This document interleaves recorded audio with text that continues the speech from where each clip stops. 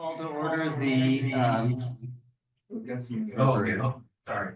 okay, the meeting of the select board for January 28th. We're going to start by going into executive session. We will come out of executive session afterwards, but I need to have a motion for the executive session.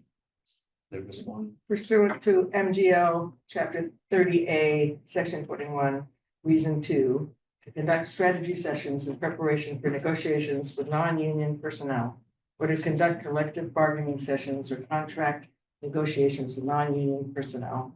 We move to executive session. Second. All right, all in favor? Aye. Aye. And note that everyone, all 5 members are present. All right, we'll be back with 30.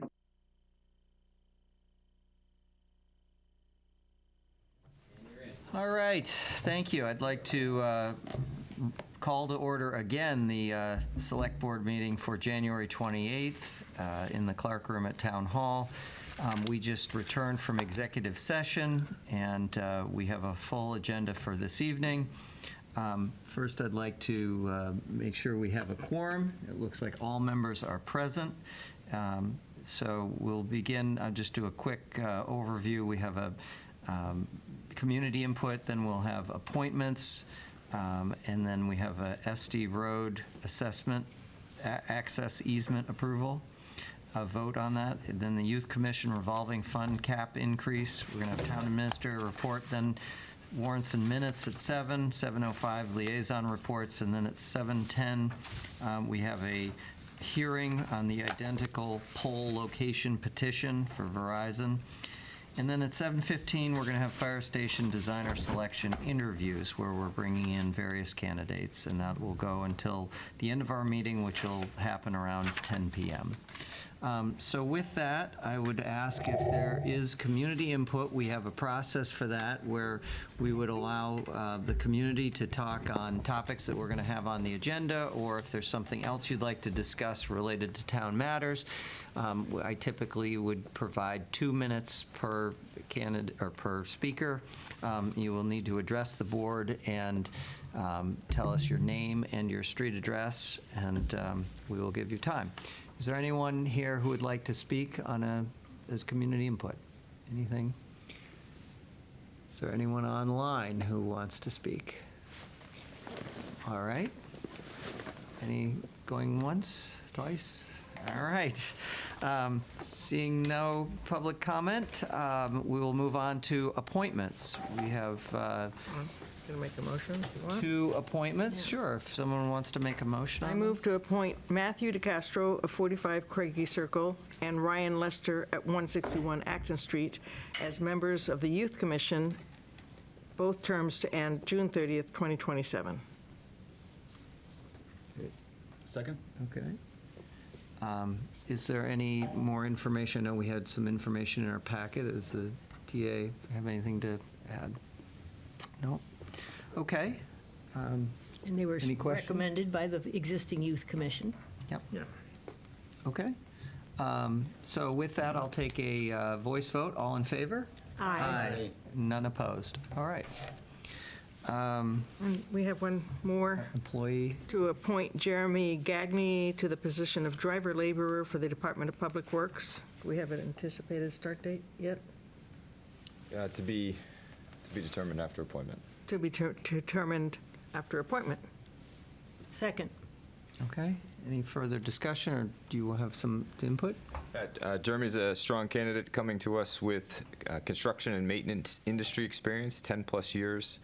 Really wanted to break into the municipal world on the DPW side. We had a good interview with Jeremy. He's going to be one of our first people that we're training on licensing to make sure they're ready for the next storm season. So this one will be a training season for him, but will allow us to have a better succession plan and test out our new training program, which we're pretty excited about.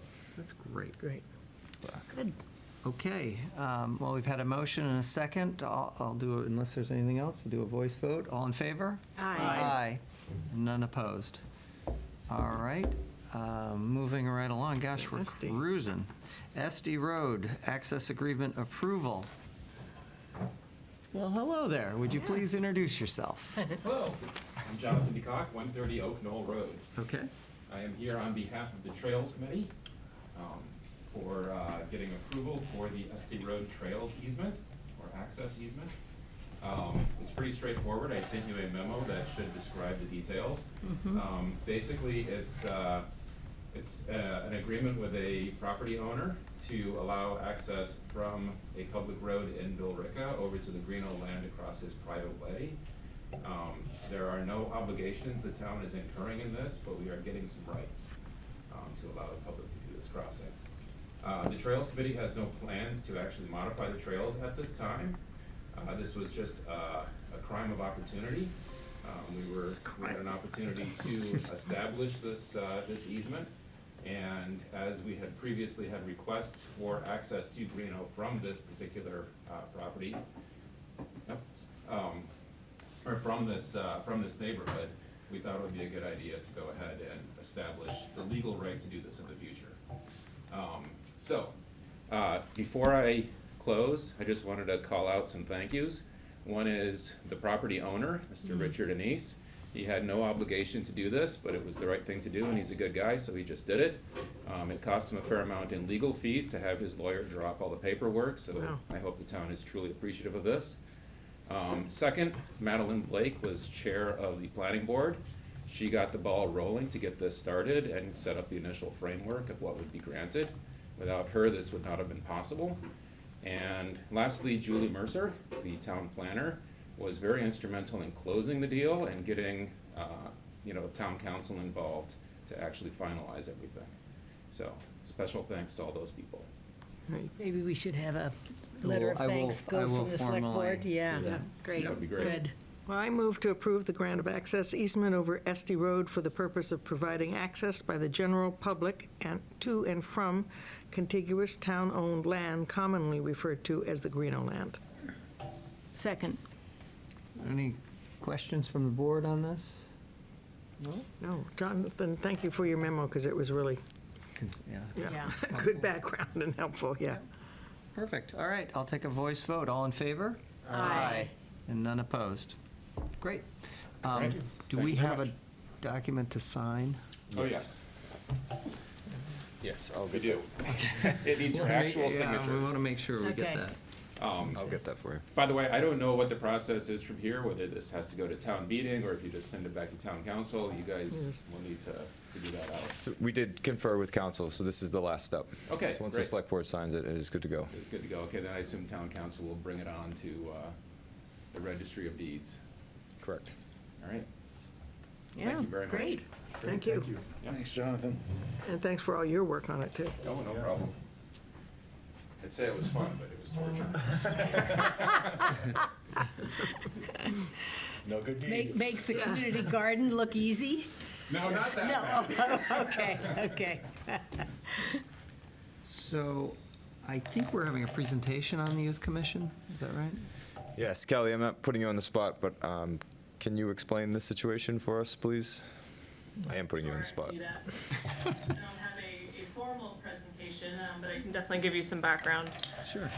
So over the last year and a half, the Youth Commission has kind of restructured how their revolving fund is functioning, and it's been operating very successful. They put on a Friday Night Live event, usually one Friday, the first Friday of every month, at the Carlisle Public Schools, for a number of students. Historically, it used to be, I believe Stephanie had said it was in the 50 range for attendance. Now they're up to 120, 130 students. Wow. So because of that, their revenue has significantly increased. But to offset that, the expenses have increased. The need has increased for some of their expenses as well. And with the incoming revenue increasing, if they can't spend up to, their full capacity, they're gonna start generating a balance in the revolving fund, which isn't, the ideal way for a revolving fund to function. So the request right now is that their expenditure limit is $14,000 currently. We are asking for an increase to $20,000. So they can only spend up to that $20,000 if the funding is there. It's not setting a budget, it's not granting them funds. It's just granting them the ability to spend the funds that they're receiving for this event. Well, Does it make sense? it's a good program, and I'm glad to see that it's doing so well. We just Yeah. recently, in fact, I recall that we just raised it to the 14, so they're doing Yes. something right. So, anyway, I'm going to move to authorize the spending limit for the Youth Commission revolving fund be increased to $20,000 for fiscal year '25. Second. It should be noted the Finance Committee did review this and approved it as well last week. And I just want to give a shout out to the Youth Commission folks because, and, well, Kelly, you're still on, yeah, and also Kelly for working through what she referred to as some changes in the way they were doing their accounting and the relationship to the town hall. And anyway, it's really a good group, and they've, as you can see in the results, they're doing a great job. Okay. Great. All right. Well, we've had a motion and a second. We'll do a voice vote. All in favor? Aye. None opposed. Thank you all very much. Thank you. Thank you, Kelly. Well, we're ahead of schedule, so, Well, for once, Brian doesn't have to race through his TA report. well, we can always fill the time, I'm sure. Before we start with the TA report, the first interviewee today submitted written comments, and they are not coming tonight. So we have a gap in our schedule now. I'm going to continue my TA report during that gap. We can obviously talk about the designer selection, but I'd like to go over the town meeting warrant as part of my TA report as well, to take advantage of that time. Just letting you know that's coming. Just so I understand, are you gonna read their comments? Yes. So we'll just allow some time for that? Yes. Okay, And any excess time I'm going okay. to use for a TA report, part Perfect. 2. All right. Welcome to the TA report for this week. In terms of community outreach, our next town administrator coffee hour will be February 4th. That's next Tuesday, 10 a.m. at Ferns. Residents usually come and talk and discuss items. We're encouraging any questions about the town budget, the upcoming town meeting, and of course, any other topics of interest. Aubrey and I are also planning to host an all-chairs meeting in February. The agenda will include updates on employee reviews, especially for those departments that conduct their own reviews, the FY26 budget, and the annual town meeting, which is ever expanding. I have a human resources update from Aubrey, coming from all angles here. So the answer to your question is Jeremy's first day will be Monday, February 10th. We appointed him tonight. And we are interviewing for the public safety administrative assistant and the DPW mechanic positions currently. For the FY26 budget, the Finance Committee completed what they call their marathon meetings and have now moved on to analyzing the outcomes of those meetings and any new budgetary items. So they are going to meet this week. I'll be meeting with them, and they're talking about what cuts would do in terms of services to the town, and perhaps asking departments to come up with cut budgets in order to bring the tax impact down. The overall impact of the budget, to include some very bad news we got about health insurance this week, indicates that it's over a 5% tax increase on the average tax bill, which is well above your goal. To reiterate to talk about the health insurance increase, we were told to expect anywhere from 9 to 19%, with the average Commonwealth increase in Maya to be 14.5%, and our advisor told us that we are on the bad side of 14.5, so it will be at least 15 or 16%. Because of a loss record or Yeah. or size or what, Ryan? That puts us on the wrong side of 14.5, is our loss ratio. So our experience is not good. It's starting to improve, but we still have a couple years before we're out of those woods. So just another part of the budget cycle that we have to deal with. The governor also put out her first draft of the budget called House 1. House 1 indicates that we will be getting a little bit more state aid than we projected, but probably a total impact of about $20,000. This is mostly from the $75 a student that's in House 1 for minimum state aid increase to Chapter 70. Everything else was pretty flat. There was a 2.25% in unrestricted state aid. I keep telling you that's not a great number for us. State aid unrestricted in general. That equates to about $6,000 more than last year. So it's not much of an impact. You're really getting more of an impact for your education and your capital funding like Chapter 90, which I will talk about in a second. Before you leave, Ryan, we, on the healthcare side, we preliminarily budgeted 5%, and it's more like 14? Is that, The budget projected 11% to include the 1% increase, okay? and it's probably going to be closer to 15 or 16 with the one. What's that delta in dollars? About 70,000. Okay. Thank you. Also strongly recommending the Finance Committee and the Select Board prioritize the capital side of the budget as well. There isn't a free cash to fund all the department, enough free cash above your target reserves to fund all of the capital. So there will be a prioritization with capital planning this year. And of course, I continue to seek direction from the board and the Finance Committee about how to prioritize this capital list. And the Finance Committee, I know, is going to focus on it on Thursday. And lastly, on the budget, the Cultural Council will be coming to your next meeting. They are of course, Select Board creature by statute. They have asked for an increase, or just an operating budget ask in general, of $5,700. The Finance Committee pushed this back to the Select Board and asked if the Select Board wants to entertain adding this budget as they're one of your advisory boards. So they're going to come and make their case to you so that you can weigh in on that part of the budget process. For Chapter 90, Chapter 90 is what funds our road maintenance program. The governor this year proposed an increase to Chapter 90 up to $300 million. For the last decade or so, it's been $200 million, and as you know, we've been advocating for an increase to approximately this $300 million. This would get rid of some of the stopgap measures that have been helping us get to about $400,000 a year in road aid. This will be more of a permanent increase if it passes this $300 million to an actual allocation of $400,000. And all indications demonstrate that the rural funding factor will be included, which helps towns like Carlisle. So because of the vast amount of roads and the size of our population, we would make out in that formula. So please continue to push legislation to pass this $300 million increase. This is universally pushed for across the Commonwealth, so we do expect it to pass, but of course, they need to hear from us.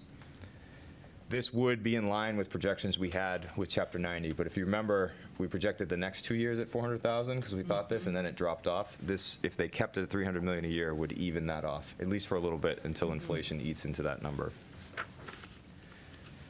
Aubrey, Gretchen, Julie, and I attended the MMA annual conference, rebranded as Connect 351. There was many inspiring speakers. It was great to learn from peers. Learned a lot about human resources, sustainability, and of course, the ongoing budget issues, with many presentations about all the things we've been hearing on the school side of the budget and the challenges they're facing with special education funding. One of the takeaways I had from it was they encouraged municipal officials like you to play the game of now. So instead of pushing things off, addressing the major problems that are coming, because there does not seem to be any expense side budget relief coming in the future. So the idea of trying to solve the problems now before numbers continue to inflate is a topic that is being discussed across the state. Easier said than done, I understand. I was going to say, what are we going to do, poison the water so we have fewer kids in the school? Not something that I'm encouraging.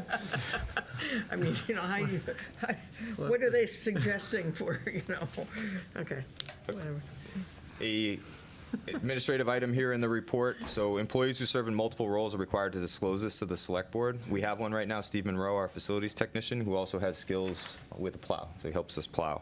He's occasionally helping the DPW with plowing due to employee shortages. This won't be a permanent thing, but it does help in a pinch. He's fully licensed for this work, and he's only, again, acting in this capacity when it's approved by the DPW director. So the Select Board should vote to accept this disclosure. There is no contractual or ethical issues, according to council, for signing and approving this. Can I make that motion now? Yep. I move to approve the disclosure by municipal employee Stephen Monroe of financial interest in a municipal contract as exempted under Mass General Law, Chapter 268A, Section 20B. Second. Okay. Any discussion on it? All in favor, voice vote? Aye. None opposed. All right, so that passes. In this report is another administrative action, the Green Community's final report. I encourage you to read it. Sarah put this together. There's nothing significant to report. It's just our annual requirement. My report also includes the Youth Commission revolving cap increase, which we've already addressed, so I'll skip that. For capital project updates, our comprehensive culvert analysis is complete. I'm reviewing the first draft now with the engineers, and we will schedule with your chair a report from our engineers on their findings in terms of our culvert maintenance plan for the next decade. The elevator maintenance project construction documents have been finalized. Stephen Kearney and I are going to review these with our engineering firm and then bring the first draft of the construction documents, which has been a long time and a lot of discussions with the MFC. We'll bring it to the MFC for their final approval. The idea is to get this out to bid next month so we can have a firm number to bring to town meeting for the elevator maintenance projects. You'll remember this is 3 projects across the town, in the school, the library, and town hall, all modernizations. I was fortunate enough to travel around the town today with Jennifer Gagne for Meals on Wheels, and we did stop at Benfield. I was able to look at the new ADA door entrance, so it is working. It's almost complete. The only thing that hasn't been done yet is the fobs have not been passed out to the residents. So unfortunately, they thought I was there to do that, so there's a little bit of excitement, but we will get that done in the next week. And the residents are pretty excited about having this completed. Can I ask you a question on that? So this was the fob for the new entrance door. Yes. And where are we on the other part of that CPA grant, which was to do the access to their apartments using a fob as well?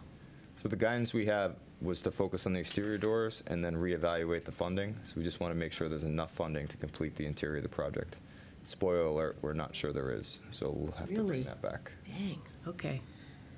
Okay. And I think I'd mentioned to the board that Ryan and I met with, I already talked about that. No, I don't We think met you with told the, Benfield. yeah, Yeah, we met with the Noah. Noah and Phil. Phil, who are the representatives of Benfield, and basically asked them to provide us any additional information on their budgets and if they were going to need additional support from the town. But they seemed to indicate that they were in pretty good shape at this point. And I made the point that I just didn't think that the town is as inclined to support this individually as a project going forward. But, I just kind of conveyed that. They'd be in better shape if they would finally finish their final report to Conscom for the, And they've only got another month, right? yeah. Right. Just anecdotally, because there are a couple of women in the chorus that are from Benfield, and then I know someone else that lives there. They're not keeping up with maintenance, like the second floor meeting room still leaks, because there was a Okay. group in there and had to move because it was leaking during that last rain. So it is going to come back to us. Yeah, that's the issue, right? Yep. All right, updates on your building construction projects. The library renovation, we are going to finalize the OPM contract with CMS this week. Still negotiating with Schwartz Silver on the design contract. Once contracting is completed, assuming we don't have to go out to bid for design, the design of the construction documents will take 6 months to complete, and then we would enter bidding phase, which is a couple months, and then actual construction phase is several months as well, about 6. So with any luck, the library renovation project will begin in the spring. Anyone looking to support the capital campaign for the library can continue to donate at their website. Help them get across the finish line with some final costs.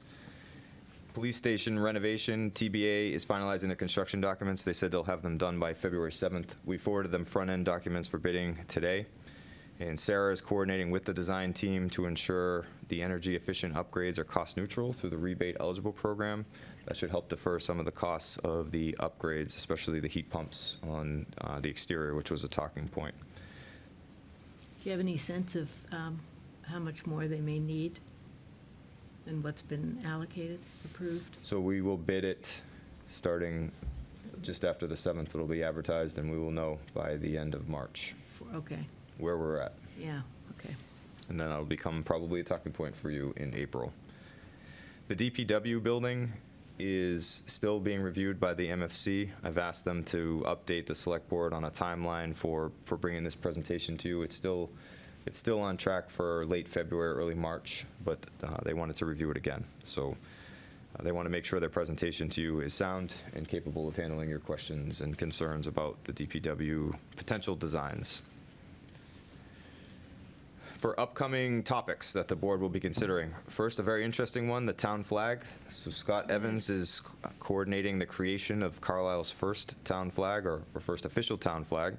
A ceremony is being scheduled for February 15th, which is a Sunday, and then plans are in the works to bring this flag to the State House for display. Carlisle is one of the few towns that doesn't have one at the State House, so we're remedying that. Scott is remedying that, and I'm going to stand there with him in a picture, hopefully. A version suitable, I've asked that one be created if possible, and this is a big ask and they take a lot of time, but one for Town Hall, which would fly with the American flag and the Commonwealth's flag. In terms of the community garden manager, we'll be discussing this. Unfortunately, the community lost Jack O'Connor, who's been handling the Foss Farm Community Garden for a while. He obviously leaves a legacy and a ton of work behind. The Select Board, in coordination with the Conservation Commission, has been asked to start working on appointing a successor. It's a significant volunteer job, and you want to get that one right, because the Foss Farm Community Gardens is one of the most popular offerings we have in town. There's also 2 elected vacancies you'll be discussing, the school committee vacancy and a recent vacancy on the Board of Assessors. So Karen did enter a letter of resignation. We started advertising for the Board of Assessors position. Both of those need to be voted in jointly with you in order to fill them. And lastly, the Cemetery Commission Task Force report is complete, and they are ready to present to you in February. This will include timelines for expansion, capital improvements, and workflow recommendations that I think you'll find very interesting. There's a slew of approvals for signs, banners, and land use in this report for you to review. And then I want to recognize some staff, of course. So our staff and volunteers proudly seek alternative funding sources for town projects, helping defer tax impacts through grants and other funding options. A recent example includes the Wilkins HVAC repairs. This was a $207,000 project plus $22,000 in design that town meeting invested in order to correct some building maintenance issues and offer cleaner technology at the schools.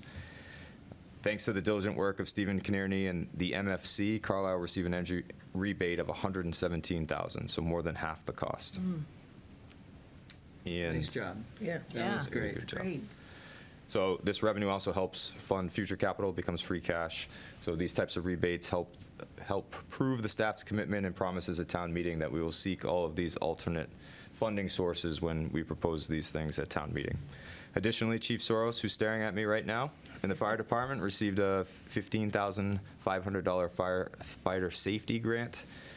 Chief Soros and his team continue to look for ways to offset their equipment and training costs, seeking annual monetary awards that reduce town tax impacts. We're appreciative of this effort and happy to report that the department will put this grant to use for their capital and training needs. Thank Right you. there, so I'm gonna clap. Good job.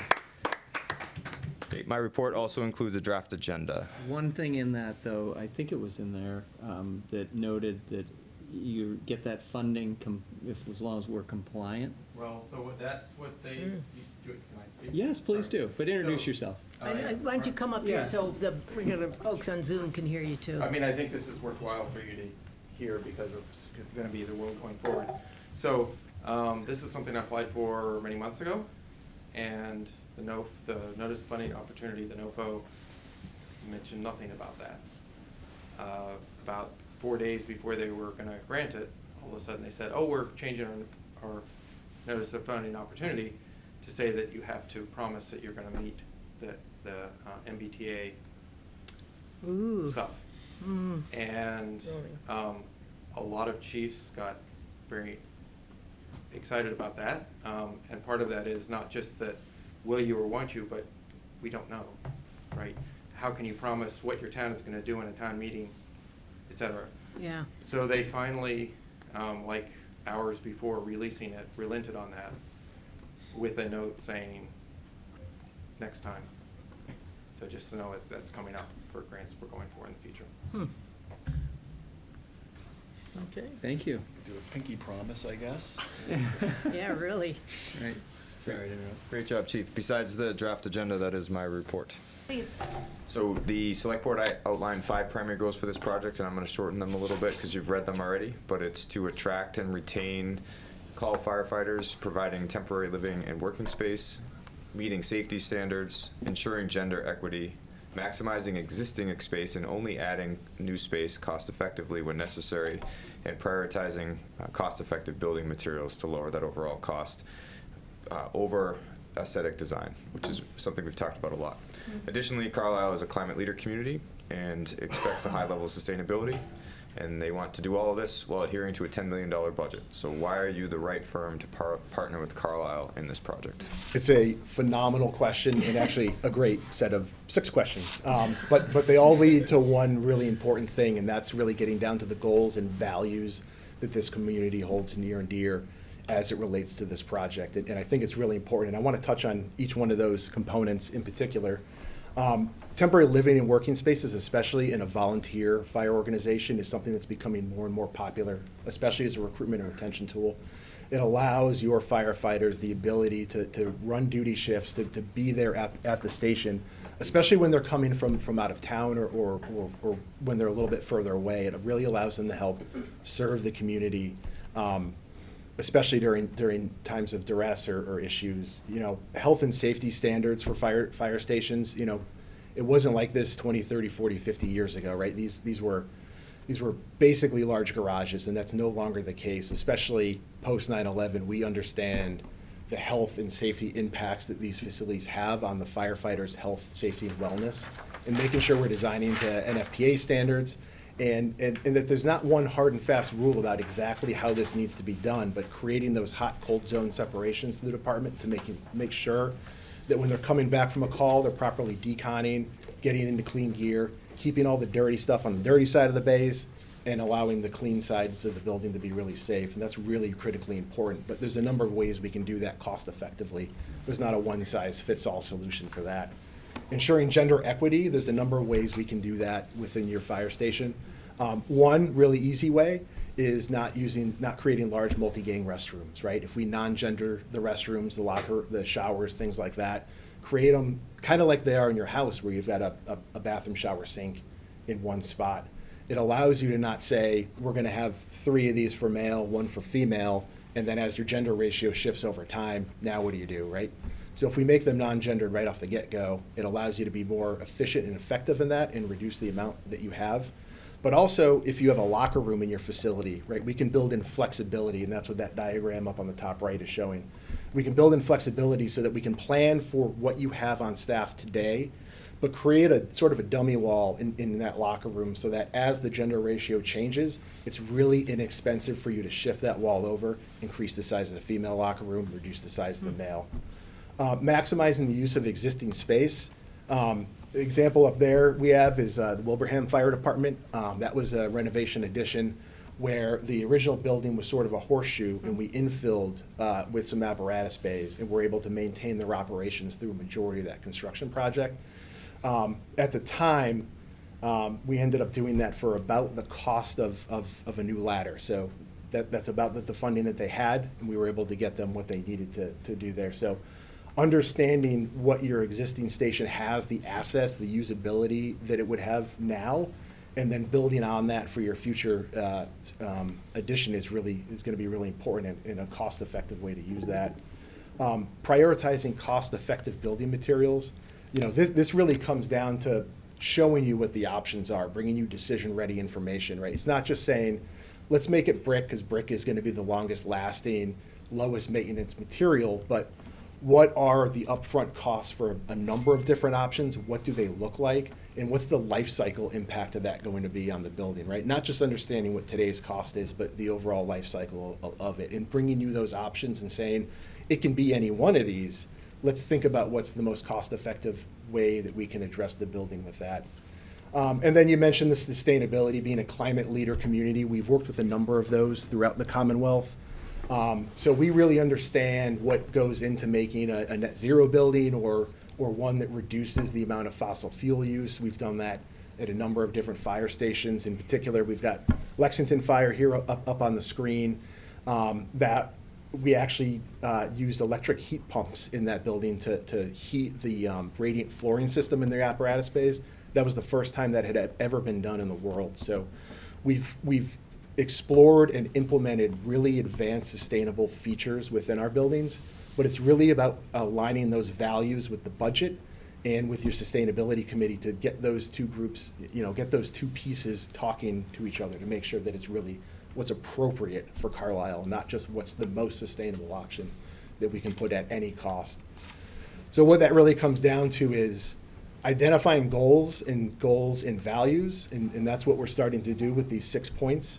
But it's bringing you the options, showing you that it's not just, here's the plan, this is what we're recommending to the town of Carlisle. These are a number of different ways that we can meet your goals. Let's work together to find out what the most appropriate solution is based on what the cost implication is going to be upfront and long term. And all of those components really generate that decision-ready information that the select board, what you folks are really going to want to know when you're going to recommend this to be funded by the taxpayers. Great. Any follow-ups to question 1 from the board? Great. We're going to move on to question 2. So question 2 talks about programming, and we sent these ahead of time, as I mentioned before.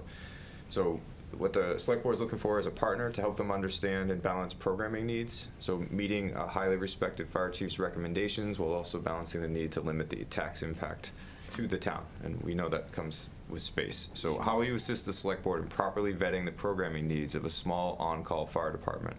And then how will you present this recommendation effectively to the community to build support for the design? Great. So we did kind of see a correlation between question 2 and question 3, so we'll stop, but the examples that I'm going to reference in question 2 really do also apply to question 3. So talking about programming, and you talk about we need to sit down with all of those key stakeholders and understand the needs, the fire department being kind of that primary user group.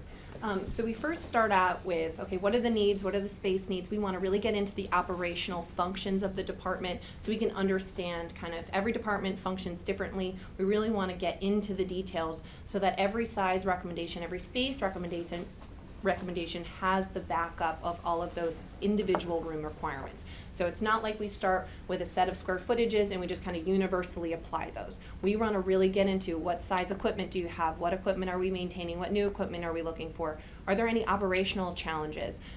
We found through research that majority of injuries, firefighting injuries, actually happen within the station due to operational safety moving around the bays versus on the fire scene. So we really want to dive into how are you approaching this site, how are the volunteers arriving, what are their first, second, third stops, and how are they safely getting off site. So we're really focused on that response time, but really focused on safety. But we really want to balance what are the needs, what are the wants, and what are the budgets. We start talking about that day 1. We'll reference that again when we talk about schedule and how we get to you to a Maytown funding, is we really want to understand what those rough order magnitude costs are the minute we start putting space on paper. Once we have all of those spaces listed out, we take a second and third pass looking for ways to optimize and plan.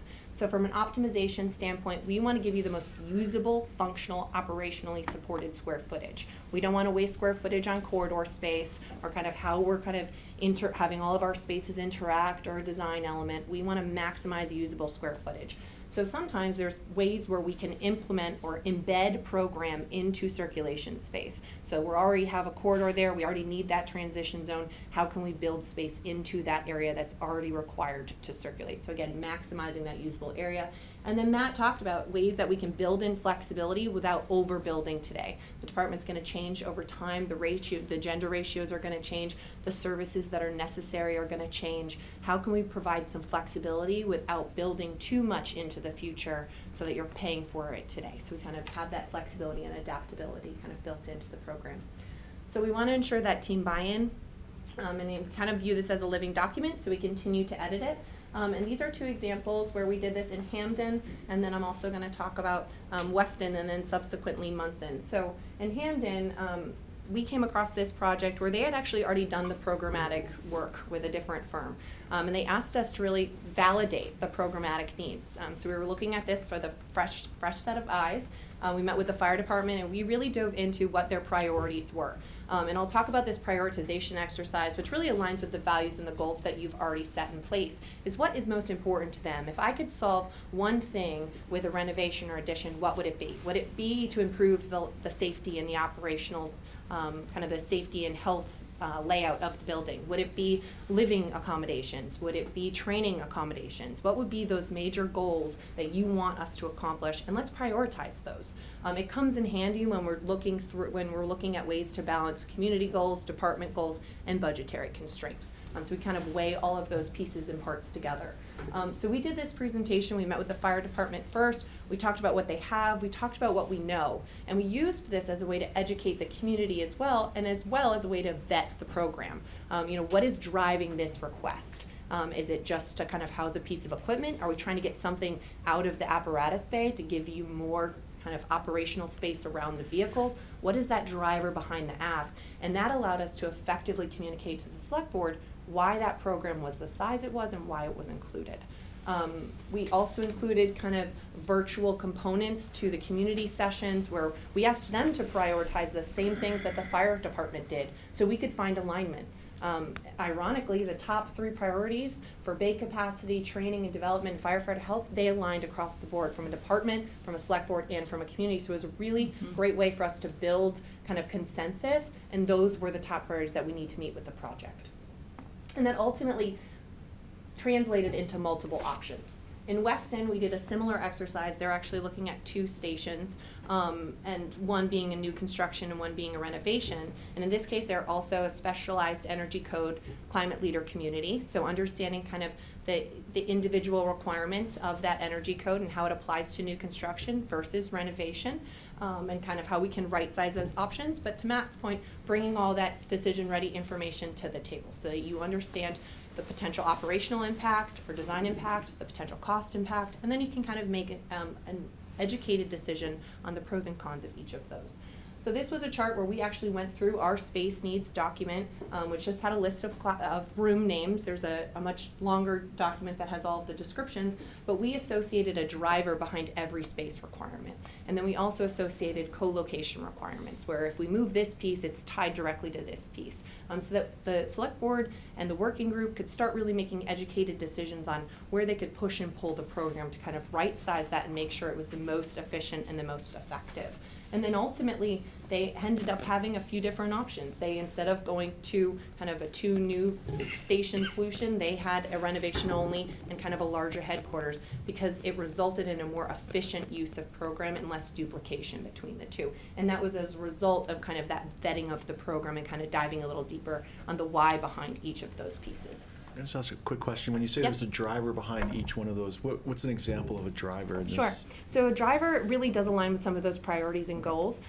So for example, when we talked about training, we had every piece of the component. They wanted to integrate a mezzanine. They wanted to integrate a training, classroom style training. So we needed to kind of confirm and verify that the driver behind those spaces and the space allocated to each of those was a training requirement. So the training room was sized to allow for them to bring in outside agencies to do classroom style training, then with the in practice training right included into the project. So the mezzanine in that training classroom were kind of tied in together, and then we had to talk about why the training room was the size it was and kind of how we can size that training room to meet the same need. So this statement of need was, we need a 25-person training room. Well, we can do multiple aisles, we can do something that's more efficient, we can do something that's flexible. So there's a lot of different ways that we can still meet the driver behind the ask, but the size of the space can change. And that's what we kind of went through with the select board and with that working group so that we could kind of right size each of those pieces of program. Thank you.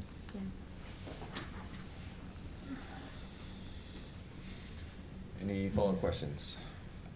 All right, you did touch on 3 a little bit, but Yep. I did want to emphasize some points. So Please.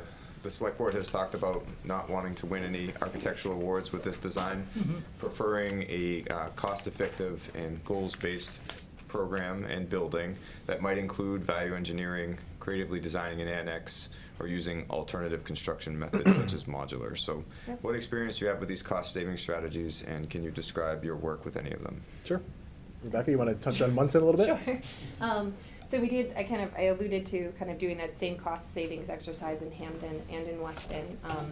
And Munson is a unique example where we went through a pretty traditional feasibility study with them, where we met with the fire department, we created a statement of need, and ultimately came back with 2 projects. One was an addition renovation to their existing building, which is on a shared municipal campus, and one was a new construction on a vacant site in town. Both of which were upwards of 17 million dollars.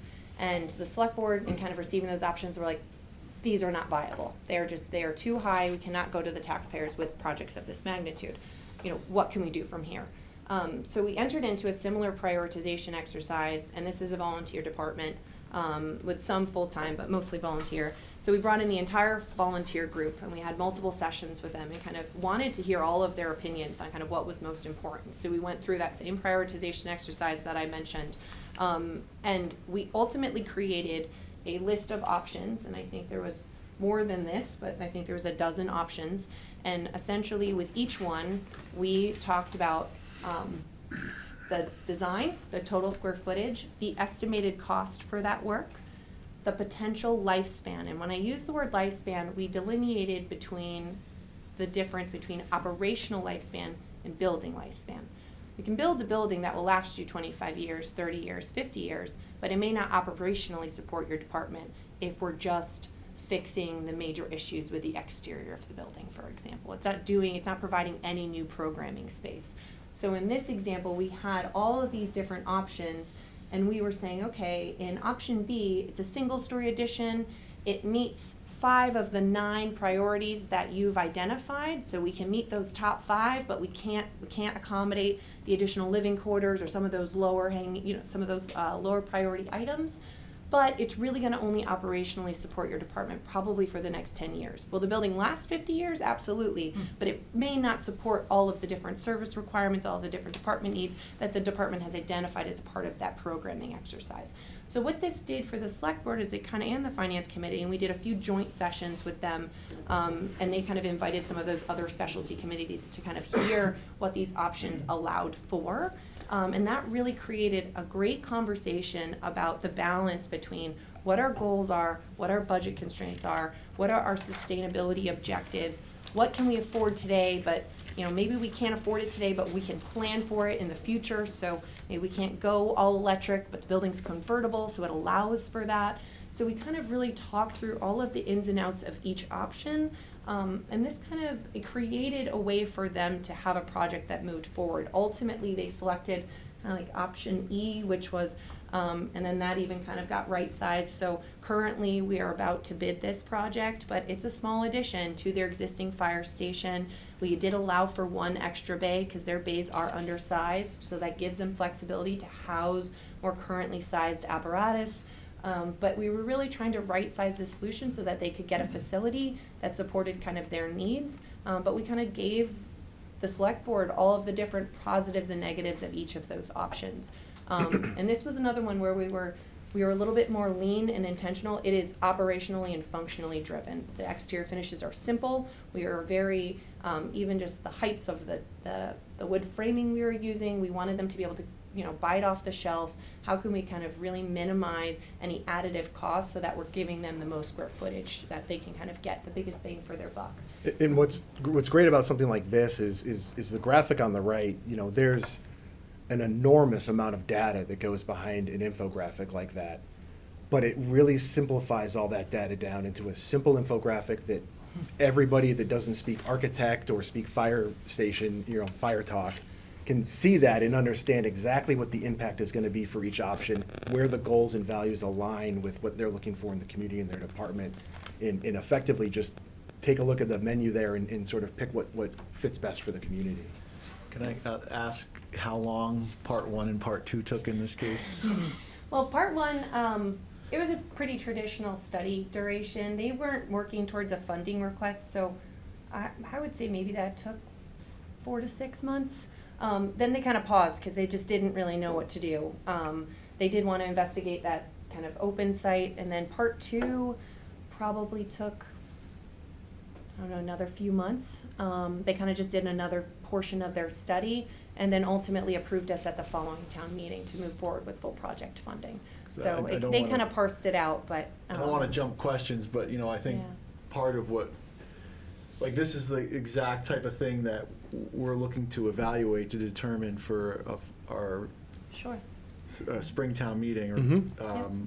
what the ask would be so we have to, provide at least a sense to the community. So it's trying to figure out, get the right information and the right analysis done, Yep. but also in an aggressive time frame. So that's what's going on in the back of my head. Yep, is how- absolutely. Is that achievable?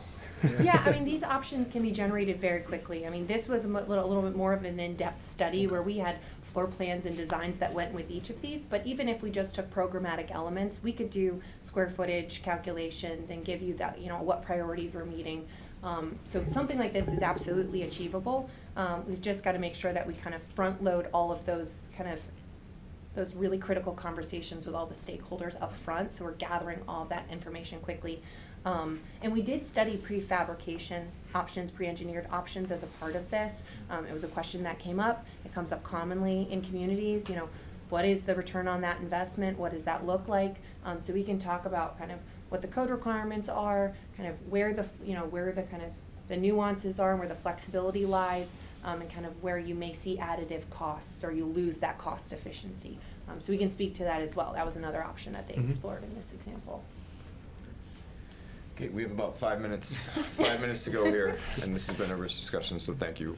I'm going to combine the next two questions, and they relate to you. So what is the staffing, the committed staffing for this project? The board wants to know who they're going to work with, and then what is your availability right now to meet, as Scott already talked about, some of these Sure. aggressive timeframes? So, I'll be the primary point of contact for the project. Rebecca will be sort of partnering with me in that. We know, trying to achieve a Springtown meeting with this project, it's a very tight time frame. We feel that having two project managers taking different components of this project and working together to achieve that goal is going to be critically important, along with Tyler as your designer, working through all those different options to really help test that. And then Jeff will be sort of driving the programmatic space needs component of that piece. All of us will, or at least three of us, will be in the room for the space needs assessment interviews and things like that. We feel like it's really important to have everybody's point of view, everybody listening, taking notes, so that we're not missing anything, we're not missing the conversations that are going on. So this is your primary team along with Jeff, and you'll see all of us throughout the project, and I'll be your primary point of contact. In terms of availability, currently our team has 4 public safety projects in the study phase, 1 that's in construction documents that's getting ready to bid, and 3 in construction. 1 large project just is in bid right now. We had 8 members of our team dedicated to the production effort on that. 2 of them will be working in construction administration, so the rest of the team is immediately available as of this week to start working on this project. In addition to that, the public safety market is about 1/3 of our firm's market, but we're a company of over 50 employees, strictly working on architecture and interior design. Our education market is our largest market right now, and we're seeing that market soften. So we actually have more availability, a deeper bench beyond the public safety team ready to jump in and assist in that as well. And that includes experts in community outreach and engagement within our company. So a lot of folks ready and willing to work with you guys on day one. Any follow-up questions? Yeah, I have one. How big is the public safety team, though? Our public safety team is 12 dedicated employees. It grows from there when we have more work. Yeah. But it's a minimum of 12 dedicated employees. Okay, thank you. With many of the goals that we've discussed, there is the potential for some conflict management in this project, and this is a very nice town. I don't think it'd be overly aggressive, but how does your firm approach disagreements on design? So specifically helping the town navigate these needs versus wants versus demands, right? Sure. How do you work through that? How do you help all the parties to create a design that's going to have a unified front at a town meeting? Yeah, and I think it's really critically important, especially when you're dealing with a tight budget and a tight schedule and some advanced sustainability requirements that sometimes get in the way of each other. So I think what's most important in what we tend to see the most successful process going forward with a lot of these projects in these communities is making sure that we have early and comprehensive stakeholder engagement. So we don't find value in going through the space needs and conceptual design and coming together with a whole package and then taking the show on the road and sort of marketing that to the rest of the boards and committees and saying, does this work for you guys? How do you feel that we should improve on this?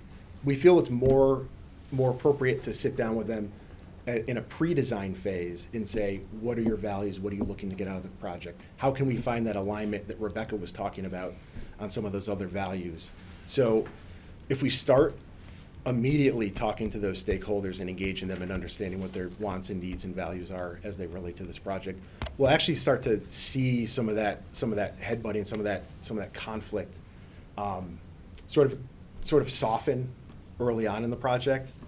Having said that, there's always going to be conflict. There's always going to be things that a sustainability committee is going to want that may not align with the budget, or that the planning board is going to want, or a conservation commission is going to want, that may not align with the immediate goals of the project, or may increase the budget, right?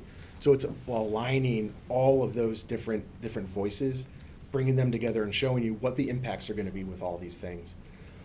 We're not one to say, if you come at us with an idea and say, I think this design isn't any good, I think you need to do something else, if one committee member or board member says something like that, we're not going to say that's a bad idea. We're going to test it, and then we're going to come back and show you why it did or didn't work, right? Because every idea has validity. Every comment that somebody makes in a public meeting has validity. It needs to be addressed. You want to talk a little bit about how we address that through the design process? Sure. So honestly, I think it's pretty simple. The best way to manage conflict is to make sure everyone involved in the project, all stakeholders, are informed on every decision that happens throughout the project. Not just the decision, but the how we got to the decision, the reason behind every decision. So that way, when there's a conflict that comes up, everyone can look back and think about, okay, yes, we reviewed this already, we went through it, we decided that this was the best solution for our project and our specific situation. And so that way it limits that back and forth. Everyone knows the reason why we're making certain decisions. Just a quick example on this, and this is an example that spans two different communities. One being Lexington, when we did their fire station. Right, we did the fire station and then subsequently did the police station, both of them within the historic district. The Paul Revere Road right behind, the Minuteman Trail is right behind the fire station site, so extremely historic. Also, very stringent sustainability requirements within that community.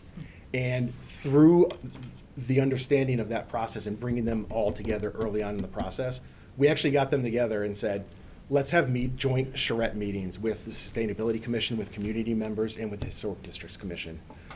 That way they could come together, talk about their values, their issues, their concerns, and we could then incorporate all those into the project and really smooth out that process. Rather than go to one committee, one board here, one there, and everybody's pointing fingers across Zoom, we were able to build consensus really, really early on by making sure that they were all engaged and working together. We had the same thing in Peabody with their police station. It was in a pretty sensitive area because we're right across the street from their middle school, and it's on a rock site. We had to do blasting right across from the middle school, so there was a lot of challenges. And we said, you know what? Let's hold community conversations at the middle school in the auditorium. Make sure that the stakeholders that are most critically impacted by this project are the voices that we're listening to the most. We had 3 community conversations. Every single comment that was made by the community at the subsequent meeting, we addressed. One of the community members of the third said, I've come to all 3 of your community presentations, and I'm really impressed that you changed the design in response to the feedback you received. That's a great way to build community support on your project, because they're being heard, everybody's being listened to, and what they're saying is valued and matters to the project process. And that helps resolve those conflicts before they even come up. All right, great. 30 seconds for this last one. You have 90 days if we sign a contract tomorrow to get this schematic design and reasonable cost estimate in front of town meeting. Is that possible? Yes. Absolutely. And the way we do that is sort of what we've been saying all along, and it's bringing everybody together from the get-go. You're going to have your first rough order of magnitude total project cost the week after we're done with the space needs assessment. We can generate pretty solid numbers that'll get you a good understanding of around where this is going to be as a gut check. before we start designing it, so we can say, all right, just based on the program, based on the wants and needs of the fire department, we're over budget, we're right on target, we're below. Let's start value engineering immediately before we start putting lines on paper. The earlier we do that value engineering, the less costly it's gonna be and the quicker we can get to a Springtown meeting with a solid plan that really aligns with what the department needs and what the town's budget is going to be. So I think it's having those conversations immediately, early and often, and again, engaging with all these stakeholders. So, we anticipate that, within a couple of weeks of signing a contract, you're gonna understand where the cost is gonna be based on the space needs of the department. And then we'll take that, once we have that alignment, again, with the community's goals and visions and the other boards and committees, that information will be front-loaded into the conceptual design. So then when the design is settled, there's a better chance that it's gonna be accepted by the community, and ready for town meeting. So I think you guys had a pretty good plan outlined in the bullets that you had listed with this question. I think the only thing that I would really change with that process is community engagement and education starts today. It doesn't start at the end of conceptual design. We don't want to get to town meeting and somebody to raise their hand and say, this is the first time I've heard about this. They should have heard about this many, many times ahead of that town meeting to make sure that when we're presenting the project to the community to be funded, everybody's already on board. All right, I'm gonna hold you to that, because we always get that question, so. Oh, yeah. We probably still will. Thank you so much. We're gonna head into deliberation. It's a public meeting, so you can stay, but it'd be real weird, so. It's nice to meet everybody, if anyone wants. Thank you so much. It's our pleasure, Thank you for coming. and thank you so much. It's a great honor to be here tonight, and I wish you guys all the best and all the luck with this project. Thank you very Thank much. you. Thank you.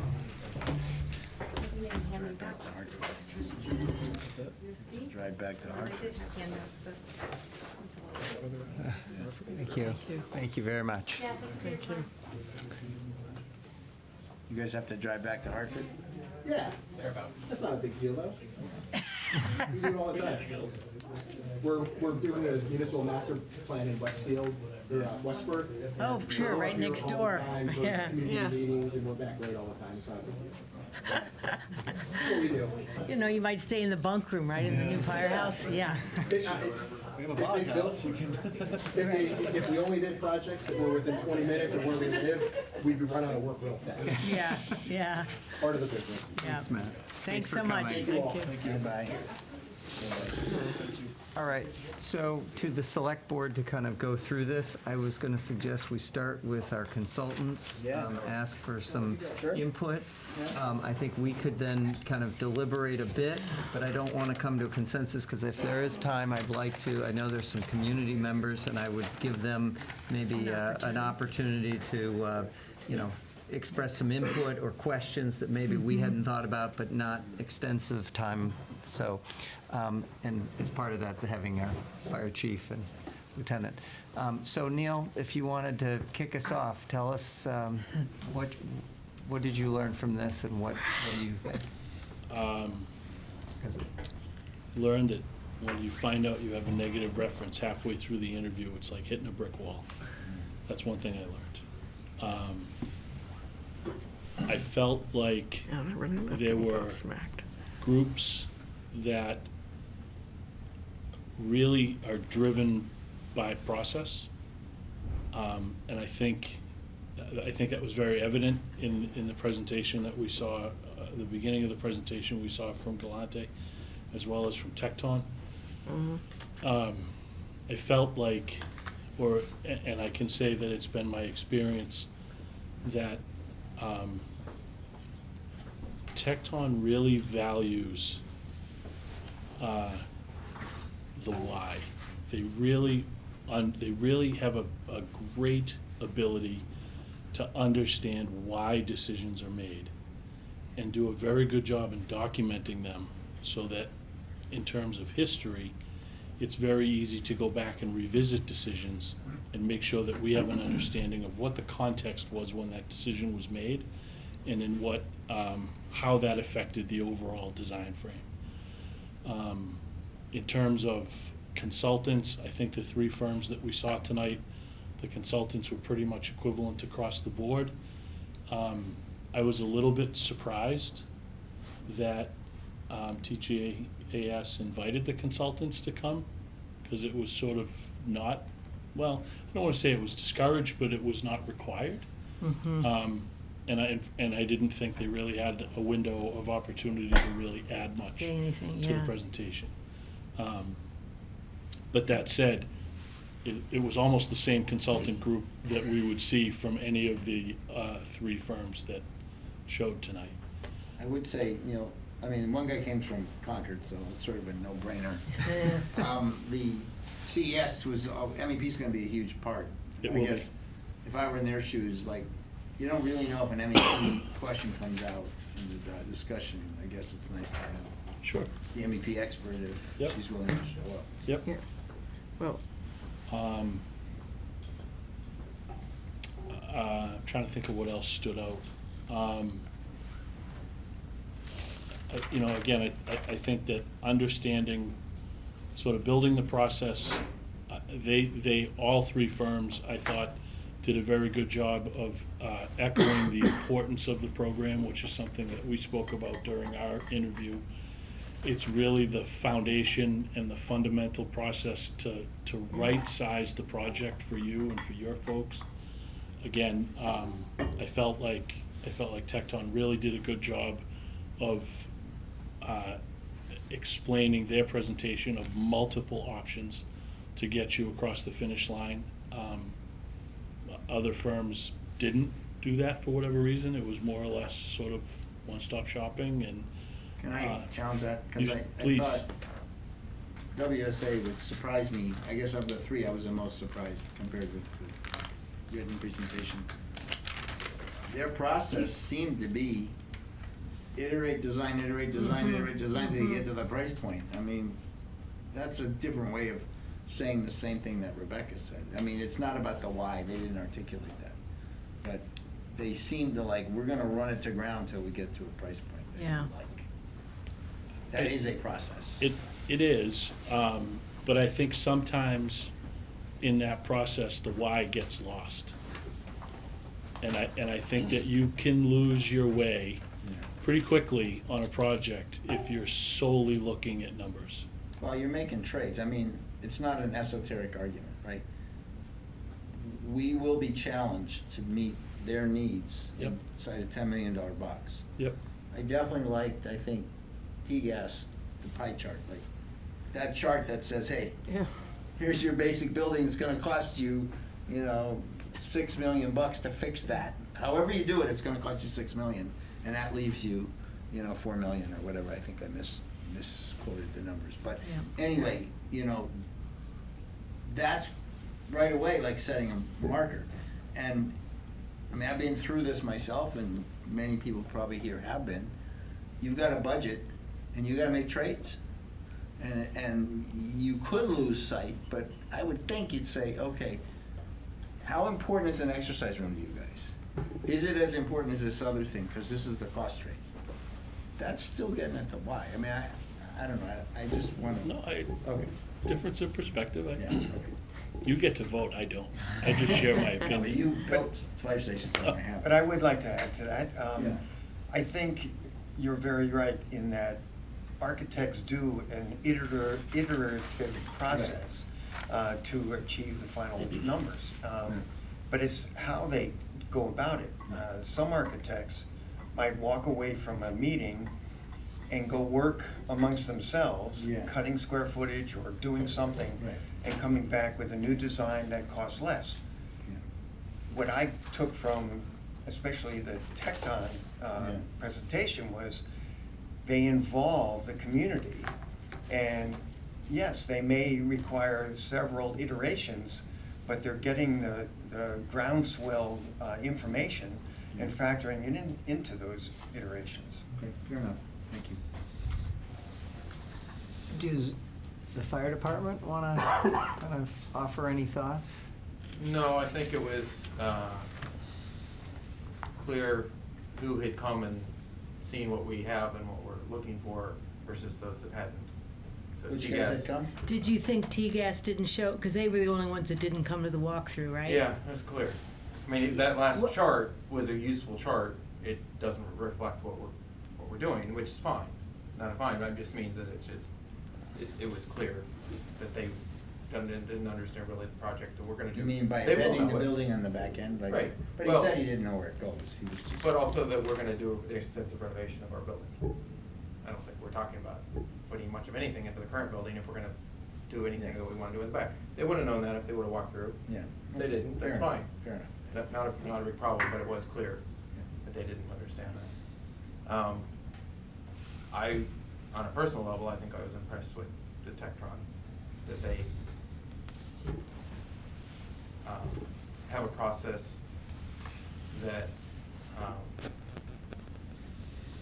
I think the why is a good idea of, that they will be listening and they'll have a reason why they're coming up with what they have. And, you know, you have all these choices and they fill these kinds of needs is a really good approach for how to make a decision. And you can choose any one of these, but these handle this and these don't, and they cost these kinds of numbers. That seems to be a really nice way to make decisions.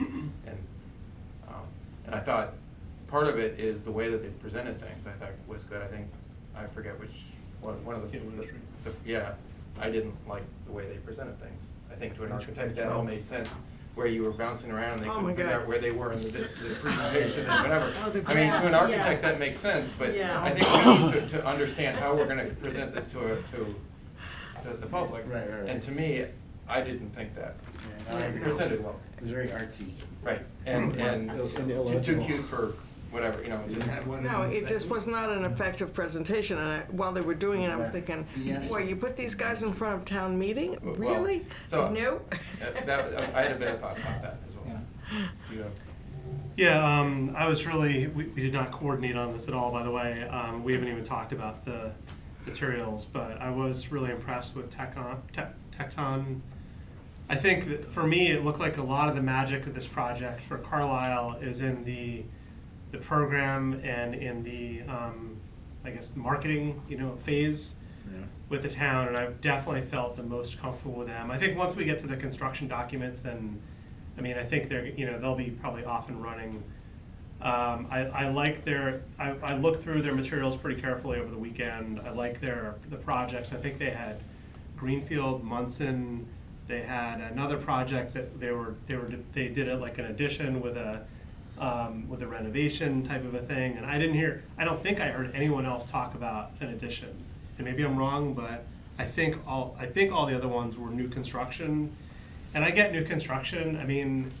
We can find someone to do $1,000 a square foot, like Bill Ricca.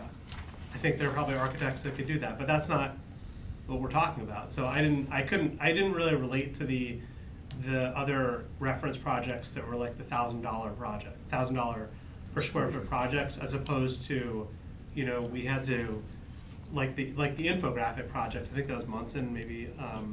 I think it was, and I love the way they did that program. They were like in the deep end. It sounded like with their firefighters in Munson, with multiple meetings and tons of feedback, and I love that approach. And I didn't really hear that from the other guys. I think that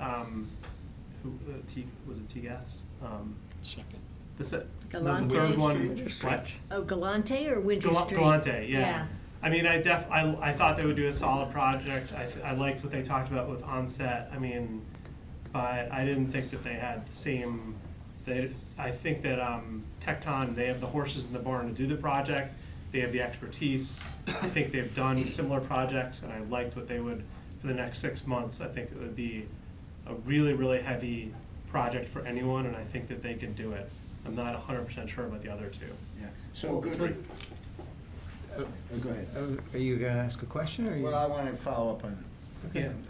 I agree with you, and I do agree also, Neil, like, they have a better process, okay? But a question for us, they might say they can do it in the 4 months, but they might not be able to. Who's the they? Either one? That said they No, could well, do it? let's just say Tecton. Tecton, okay. And driving, Munson, because they didn't know what they wanted, and then they took a long time. Yeah. But they got to a good outcome, right? But it took them like a year. So I think a thing we have to think about, is it more important to get a schematic in front of town meeting in the spring, or is it more important to get it right? Mm-hmm. I'm not gonna weigh in my opinion, but I think that's important because they may say, sure, we can do it, we'll start, on Saturday. But it won't be that way here. If they're gonna do it right, they're gonna have iterative meetings. I love it, bring the on-call people in, talk to everybody, get all this input. That takes time. It just takes time with our calendar. We can't get the meetings scheduled, et cetera, et cetera. So we need collectively to think about better to be quick or better to be right. So what did you think about the comment that after they,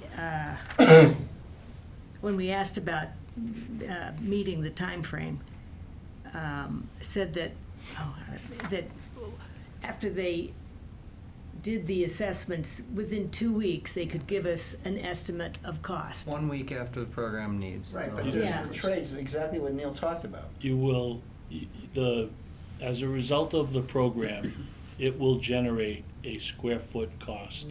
I'm sorry, it will generate a total estimated square footage for the size of the project.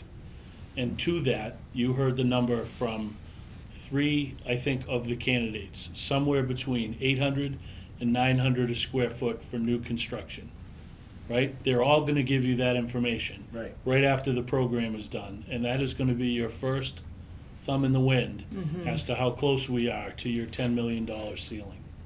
So you think that's a realistic? I do. Okay. I do, and I think that where it becomes a little bit less black and white is when you start speaking about renovation, right? Renovation is a very gray area. You can renovate something by painting it and cleaning it out, and you can renovate something by doing major structural rehab, and it's all renovation, right? One is very expensive, one is not.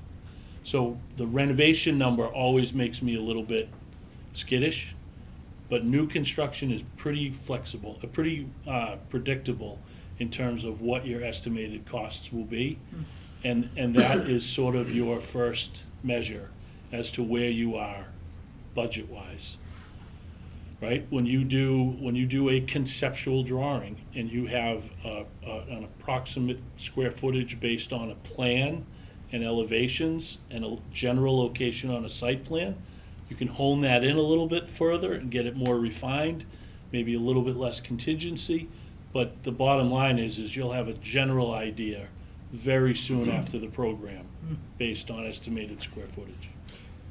When the chief mentioned that one group didn't really get it with the renovation relative to a new construction, and this is really for the select board, I know that the fire chief has come with certain ideas and programmatic needs, and we've followed along with that and think there are merits to that. But at the same time, this is a new designer coming in, and do we think that it makes sense to have them, they're gonna evaluate the whole thing. They're gonna look at this existing station. They may come and say, wow, there's some programmatic needs that could be met right in the station now, and we could reconfigure it slightly and have some annex facility, but it is going to be kind of a mishmash. Is that kind of the plan for this going forward? It's not just focusing on new construction. But I think, and again, not to speak out of turn, but I think what you have to be weary of is once you hit a certain threshold for renovation of the existing building, you're then required to bring the entire building up to current code requirements. And that is what we are trying to avoid doing here. Right? That's how you spend that $400, $500, $600 a square foot in the existing space to bring it up to code compliance. And that's what we're trying to avoid, frankly, to some degree. But they know that too, right? They do. They should. If they listened, they should. If you're the consultant, and so I'm sure you'll be dealing with them. Oh, yes. I'm just, For I mean, sure. my comment was more front end of that process. I get what you said, but if, gonna interview the on-call guys, gonna interview the boards and committees, it's just, in our little town, it just takes time. We spoke, when you interviewed us, Yeah. we spoke very much in the same way. Right. And I said, my words to you were, Right. if you tell them it's gotta be done in 2 months, it will be done in 2 months. Right. They will put 2 months full-time into it to get to a decision to meet your deadline. Right. it may not be the best solution, but it will fit within the timeline you give Right, them. exactly. If this board decides that they want to spend more time, Yeah. do more work up front, expend more effort before bringing it out publicly, more marketing, more, right? They can certainly work to that schedule. We just need to let them know what the expectation is, and that is something that you can negotiate with your top-ranked respondent. They can work to any schedule Yeah, that so you would that- like So them to. that's a question. So whoever we select, when it comes to that negotiation, they're gonna wanna know that. For sure. Because that's gonna. We need to, Okay. you need to be really as clear as you could possibly be in terms of period of performance, deadlines, deliverables. Yeah. All of that really should be flushed out and laid out clearly so that there's Good. no lack of understanding of what's needed and when it's needed by. Yeah. We have an expression, want it bad, get it bad. Jeez. Clear as kind. That's what we say in my house. And, shoot, I forgot my question. Oh, well, never mind. So, with the board, I mean, just kind of sum up what we may think collectively or individually, but about these presentations. So, you know, we had ranked them ahead of time. We actually saw them in the order in which we had ranked them. And then we used some Inverse order. qualitative ranking. Rebecca's on, by the way. What's that? Rebecca's on, just so you know. Rebecca Hopkins from Okay. Tecton. We That's said we fine. would take some community input in a minute. Well, yeah. no, but I'm he's saying saying one of the something else. candidates is on, but that's Oh, fine. oh, It's a oh. public meeting. Oh, It's a you're public right, meeting. you're right.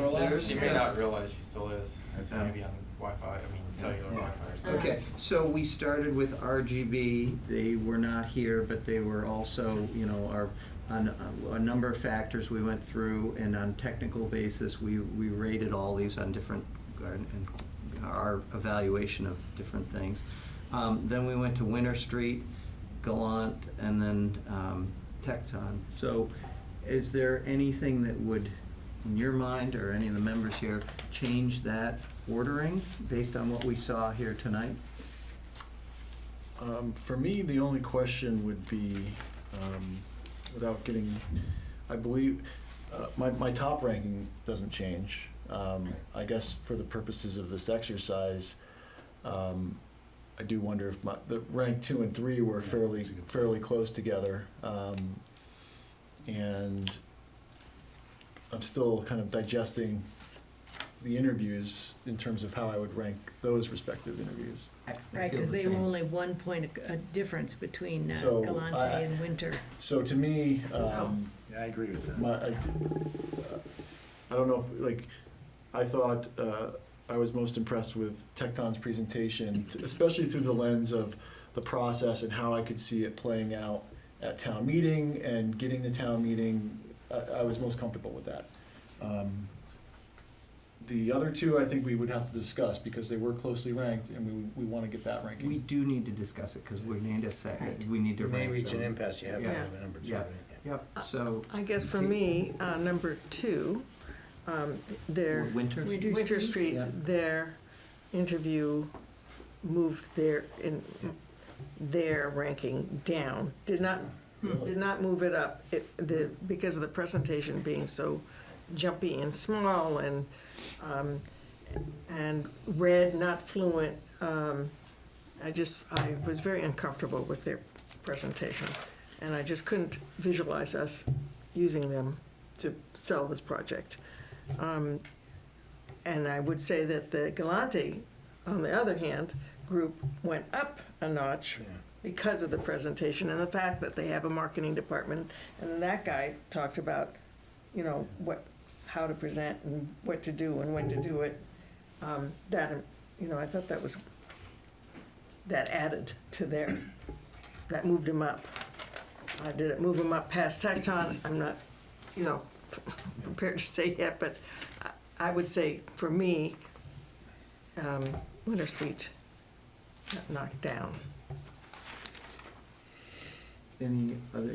I would say that, yeah, I thought the opposite. I thought Winter impressed me more than their paper presentation on the basis of the following. They basically do fire stations. That's what, they do a lot of fire stations. They have small town board experience, which I think is a plus. I mean, again, Neil and I may disagree a little on this, but the iterative process, they were totally the presentation was jumpy. We can fix that. I mean, we can fix that. I wouldn't ding them because of that. I mean, we'll manage our public outreach. But they appear to be really cost-driven, like cost, and that's us. So I actually felt like they went up a little. TGI, I can't say they went down, they were okay, but they're still the same arty group that I thought they were with us. I viewed it as thinking about how the dynamics of meeting with boards and committees and working with everyone, and whether they presented themselves kind of as a team, working well with each other, or even just how they presented. And I thought that, in my mind, Winter Street went up in that because I could see them relating a little bit more to our needs in Carlisle, whereas I felt like TGAS, I was concerned that if the primary principal there got hit by a bus or whatever, where are you going? Cambridge says, hey, we need your team. We need your team, right, where are you gonna be? And I just thought maybe for our community, that wouldn't, so, but that's on a more of an interpersonal level, but as far as but all those things, and that's why we interviewed them, is to measure those types of subtleties rather than some of the objective things that we were. Anything else? Scott, Barney? No, I mean, it's very different presentations, right? Like, Yeah. And I tended to respond a little bit better to Winter. I agree with the presentation format. I thought the individuals, I could see them working with the committees. Galante, the way it was, it was presented was very, it was essentially a wall of people and one primary speaking, and so I didn't get as much a sense of the team or the attention we would get. So mixed bag, and again, I think based on the written materials, I had different expectations, and so I was a bit more pleasantly surprised with Winter Street in that respect. But it's close. It's close. I would not change my top ranking. It's really a question of 2 versus. We have to. Come up with A second choice. So it sounds like from all of us, at least at this point, our top ranking is Tech Time. Yes. Right, all right, Do so. you agree with that, Kate? Yep. Yeah. All right, so then just thinking I think we about- can agree, RGB would be Out. out a lot. Yeah. It will remains in the 4th Yeah. position. And I would even say, We would. like, insufficient. Like, we had the grade of interview as, I mean, this is something they could attend via Zoom. You could have any team member attend via Zoom. And by not being here in person, I can understand things happen, but if you don't attend via Zoom, to me, that's a disqualification. So I wouldn't be uncomfortable under any scenario moving forward with them. Okay. I don't So, know if but people that- agree. that's fine. I'm in agreement. Yeah. You, Kate, you agree? I agree. Okay, so down to 2 and 3. 2 and 3. So, Well, I Kate, mean, you for were Winter at- Street, Clear these well, guys, Winter I Street, mean- on the other hand, I mean, I was very unhappy with the presentation. Yes, we know that. On the other hand, I Let's was sugarcoat it. impressed with the right sizing. I liked Weeder, who's going to be the project manager, and I like the fact that they emphasize programming, eliminating elevators and stairs. I like that. Eliminating elevators. Can we do eliminate yeah. all elevators in Yeah, town? well, Them looking for how many Make that buildings. rule. Could add $1 million and if I we get rid of our. I think they are, as I recall, their schedule made Yeah. it look that they're Yeah. really going to be available to hit our timeline. Right, yeah. That they can go all in, Yeah. because they're close to finishing a bunch of other So you're things. softening your stance a little bit. Well, as I said, I wouldn't let them near any audiences, because. No, we'll take care of that. We got Neil. What do we need? We got Neil. He's gonna. Yeah, right. Is there anything else from our consultants on that decision that you would weigh in on something? As I was reflecting on it, I would say, I thought Winter Street did a good job. I thought they made a nice presentation. The only thing I would say negatively was I felt like they read you a written response. That's what I was. And that was that's the what I'm only, saying. it was the only thing that it kind of just rubbed me the wrong way. I felt like, I don't want to say that the responses were canned, but I'm not sure that they really reflected the team that sat before us today. Yeah. Maybe I could be way off base, but I felt like the other firms, they all spoke much more from their heart, if you will, and from their experience, and a little bit more off the cuff. Yeah. And I felt like that was maybe a little bit more genuine, but just Well, Weeder For what was, it's worth. of that one, was the only one that spoke to us, which is, you know, I mean, I even remembered his name because of it, because the other Wait, ones. you're talking about Dana Weeder from On Winter Street? yeah. Okay. Can we, or is it fair, can we revisit at a high level the references for the two of those? Yeah, because they both had. Well, some T-Gas negative- also has a ding because it never Yeah. came to the walkthrough And they either. had a bad reference, which. Well, And Winter Street, you're right, I couldn't find my note, but they had, from Bill Rickett, Bill they had a Rickett. no, very low score. Oh, they did? Yeah, Newburyport was a solid yes, Devon's, even though they had some reservations, said yes, they'd hire them again. okay. The one last thing, I mean, we've talked about community tonight. I would reach out here just briefly if there's someone, does anyone from the community, if I was to allow you 1 minute to speak, if you have a question or something that would illuminate, I'll take but literally, I do not want long You got two hands. answers. So we'll start with you, Debbie Bentley. Hi, thanks a lot. I'm just going to speak from an architectural point of view. Sure. The first thing you do in architecture school is learn how to present. Yeah. If someone does not present well to you as a fully qualified architect, I think that's a little bit of a wee red flag, because you're taught that for 5 years. Everything you do is about presentation. Yeah. So, and we have to get this through town meeting, and you have to have people that can just get that and present really well and persuade people this is where they want to spend their money. Okay. Thank you. That's a Good input, thank you. good input, yep, thank you. Can we see the screen again, please? Christina. Christina, all right. Christina? Hi, thank you.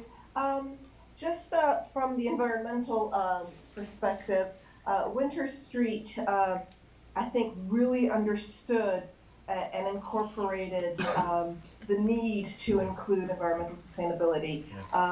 They incorporated that in their presentation quite heavily, whereas, I forget the second one, there was not a single mention about environmental sustainability. They brought a consultant, but there was zero mention about it in their presentation. So since we're hoping to become a climate leader community, and since there's a lot of momentum and goals for environmental sustainability, I think that sort of differentiates Winter Street from the second group. Thanks. Thank you. Okay, All right. very good. I saw John Lavery had a comment, but I couldn't see it on the screen. In the chat, I In the think. chat. You want to take a look at it? Sure, sure. Can you read that? I can read it. So other than, I think, David's point on the timeline, Yep. particularly towards Tecton was very on point, so I was agreeing with David. That was a Okay. smart strategy. All right, great. Well, thank you to the public, and, you know, I think now it's just on us to determine. So I would say that based on this conversation, it seems like Tecton would be our #1 choice, based on the ranking that we did. And then on tonight, if we were to how do we actually? So you scored these. Yep. And I think the best way to do it would be to see if you want to adjust any of your scores. Is there 1 point different? So for Winter Street, under general experience, you gave highly advantageous, fire station experience, highly advantageous, staff experience, highly advantageous, understanding your project goals, advantageous, and then the 2 things you gave them were not advantageous for references and current workload. Yeah, But I think guess on would current change workload, it. I would, yeah, current workload, I think I would change. I would adjust the current workload from, what is it, Go 2 to up. 3 or whatever. You would go from Yeah. 2 to 3? Is that consensus? Yeah. Yeah, they seem to be, like they're going to be available. I mean, we don't really know. The fact is, we don't know, but they seem like they can do it. I wouldn't ding them, I guess, is what I would. Well, they had a small team and there wasn't, I'm trying to remember, there wasn't much about, what do they say about consultants? I guess, They said this was the right time for them, but they all said Yeah. that. So. Give us the TS. So for the qualification, the top 3 qualifications, it was highly, highly, highly. For understanding your project goals, it was not advantageous. For references, not advantageous. Current workload, advantageous. And energy efficiency was highly. So Wait, you're talking about whom? TGAS. Okay, okay. They ended up 1 point ahead. This, yeah, Right. and on paper, but it's interesting, the comment about the energy efficiency, Yeah, because yeah. they didn't bring it up, and yet their whole Yeah. presentation, now they have worked in Cambridge, which I suspect is, I suspect they have to do they it. have to have some experience doing that, but. And I do sort of agree with Christina's point. Yeah, The first no. guys went into. Yeah. went And what into- did we? I actually agree both. I agree I with did- Debbie. Debbie has a great. Debbie has a great point, you know, I agree. So let me ask Neil, But like, did- when this thing winds its way through, in your experience, which group or person leads the, presentation at town meeting, or who's the public face of this other than us? Is it the architect, or is it you guys, or somebody else? So, in most instances, the architect will get up and present their work. The OPM will get up and sort of roll through the project budget and the schedule, right? Yeah. So, functionally speaking, the OPM takes a piece of it. Architecturally speaking and programming speaking, the architect will speak to that directly. And then ultimately, we would anticipate that somebody from the town, most likely the chief or somebody else, would get up and speak on behalf of the project, maybe as an introduction. But the architect's an important presenter. Yes, yes. Although if And- it's Weeder could probably. And I was gonna say, so for Winter Street, the architect was Dana Weeder, correct? No, No. he was the It project was Paul manager. Durand? Yes. That's the Architect. principal, but, Who's the architect for Winter Street? Dana was the project manager. yeah. But who's the architect? The guy on the left. He was, the guy reading Durand. was the lead guy. The guy who was reading all Paul this Dur- stuff. But, you Paul know, Durand. But he Yes. was reading, look, I don't know, but where he went off script was when he talked about their small town board experience, so. Right. Yeah, it looks stupid, but they gotta be coachable. I can't believe we can't coach them. I can coach anybody to speak, I'm telling you. I do it for a living, like, I can do that. So I feel like that, personally, I wouldn't put that Too much above emphasis. like Yeah. energy efficiency or cost Yeah. consciousness. But that's just my opinion. All right, so assuming you don't adjust TGAS's scores and you do add 1 point to winter, Well- so it's gonna be based off the interviews statistically and methodologically, which is important, so. Well, I would just like to mention though on the scoring, I don't know why wouldn't we give Winter Street another score raise them up a point for the energy efficiency? What did they get at? They had a 3 They were from us and a advantageous. 2 Yeah. from Neil. That's mostly what they talk about. Right. Yeah, Their net zero building, the solar panels, right. the crystalline infrastructure and all that. It went Very way down that. Can I just Yeah. ask Eric, who's on our sustainability committee, did you have any reaction to in terms of the energy? No, I mean, they definitely had a Sustainability. lot of experience, looking at, I think they all did in one way, form or another. But the ones that Winter Street, I thought, did pretty well in that regard. I could give them a point. I think though, as a No, board, half a point. one of the things that the last Tectron, anyway, Tectron. that they did well at is saying, look, there's all these things you're aiming for, but sometimes you get so complex there that, so, I think sustainability is great, but I think if that's your priority, there's no way you're gonna meet your budgets. It's gonna cost more. Exactly. I was Well, gonna that's say, a- at that's some- a- And you have a very That's a complex, very different- complex. Trying to sort through these other two, If though. the board wants to raise that up to 1 point, it would look like then that we would select Winter Street as The back. Number 2. as number 2. Assuming the interview is a wash between the two of them. Yeah, which I think is probably. Yeah, I think it's. I mean, it's there are hard things to weight on each of their, the presentation was Yeah. not optimal, but, you know. And I think, who made the point that, just in terms of, what's the right word? You know, the way they came across to us and sort of who you felt like you had that they were, you could see them, you know, talking with people in our town. I did feel that the Winter Street guys were just They're kind more of approachable. than the Galante, and mainly it's because I think the principal, Galante himself, did so much of the talking. He sort of monopolized the And, yeah, conversation. yeah. There are times for that, but Yeah. I think for us, this would probably be it. So are we in agreement if that's to raise that among the board? Contents number.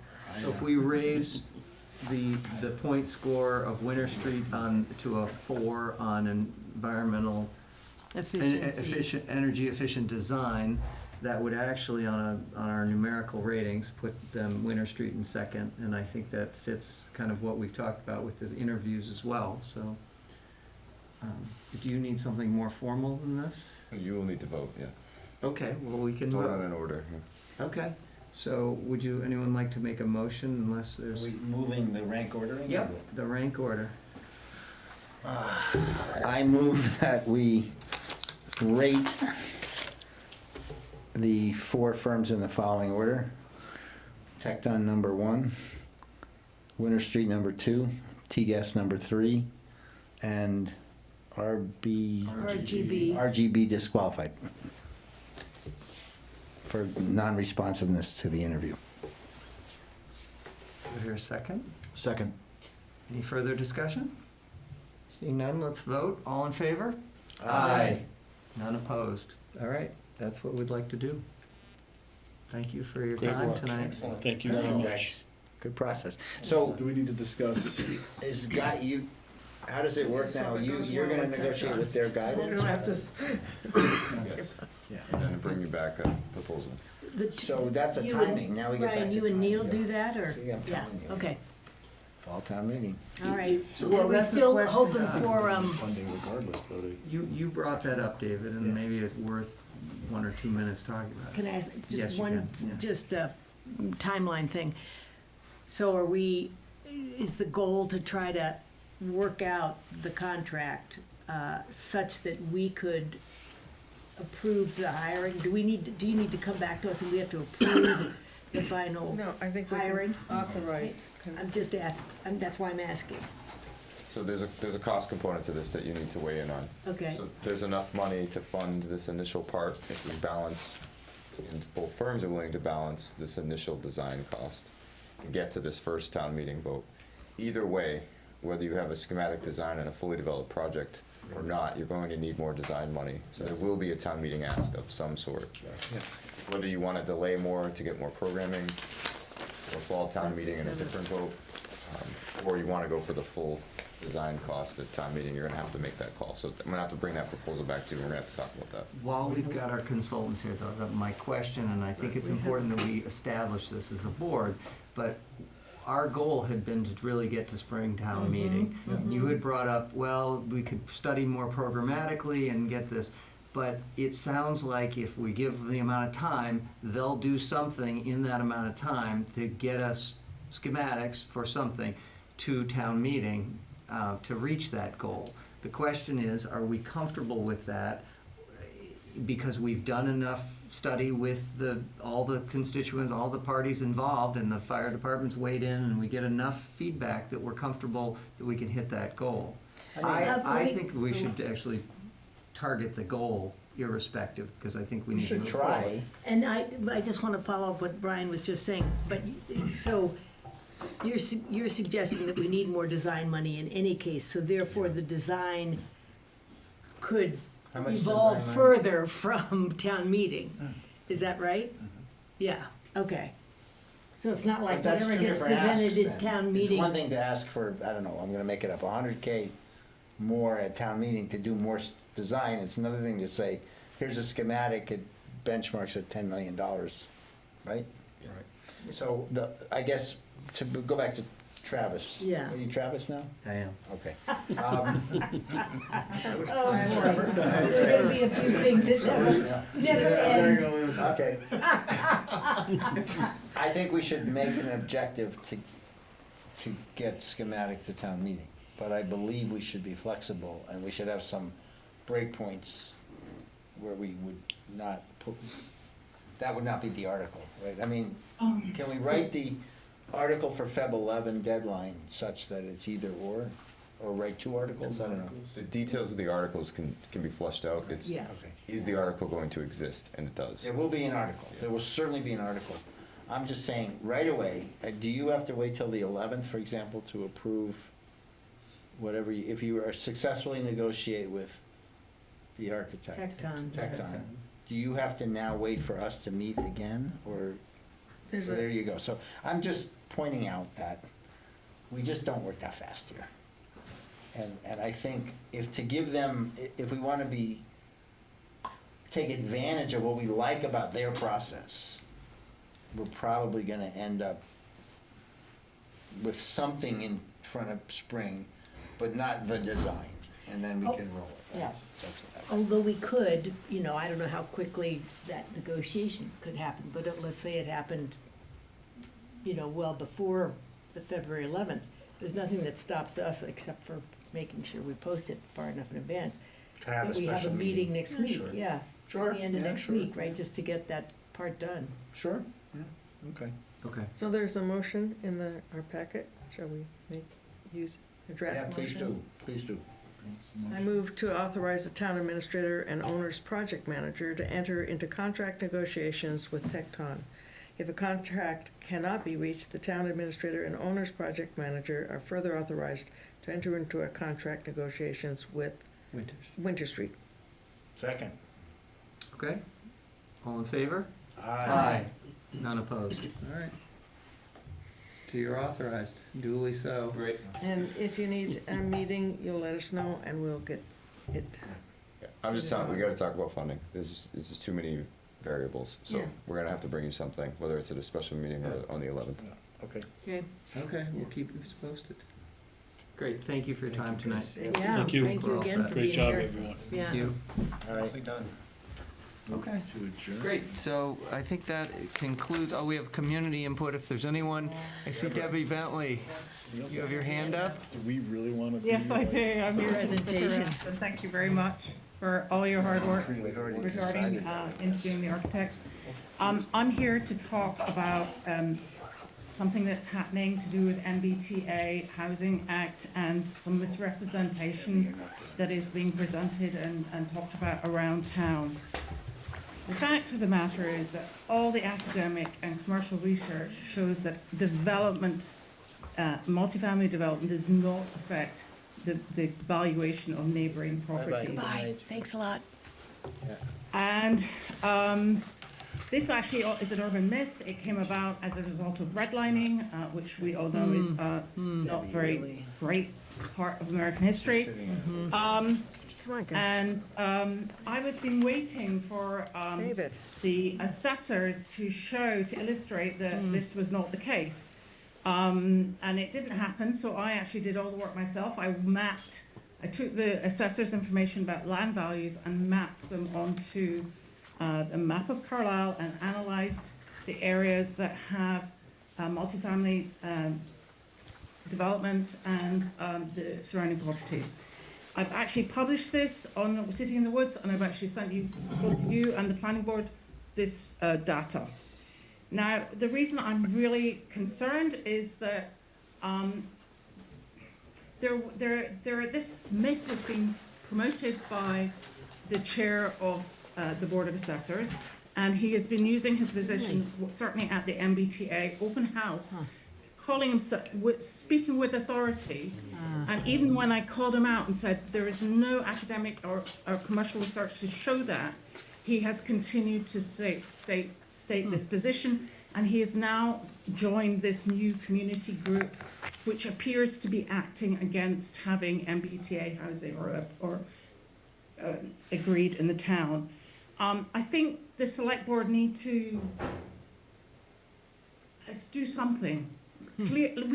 As a resident, we need to have, all the residents need real information. We don't need made up information. We need real data so we can actually make the right decisions for our town.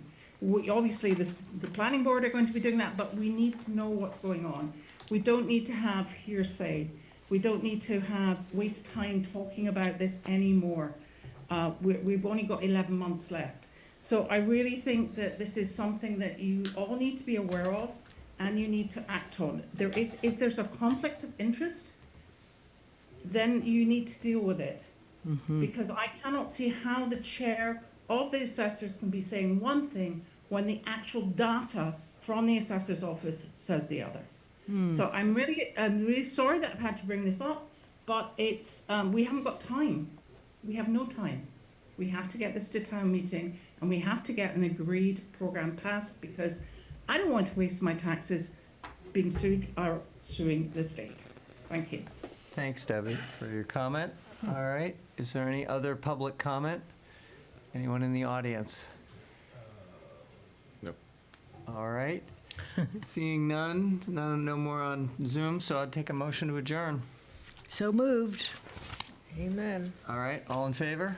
Aye. Aye, and one abstention.